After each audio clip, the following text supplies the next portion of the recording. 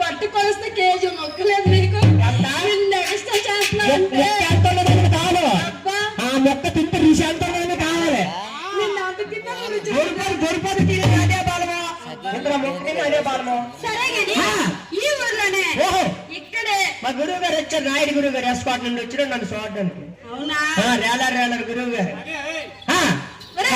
ఈ ఊర్లోనే ఇక్కడే బాగున్నాడు రా బావా. మొదలెట్టారా?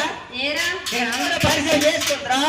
ఆ బావ ఎక్కడున్నాడో ఏం చేస్తాడో ఏం పెట్టాడో చెప్పాలి. చూపించాలా?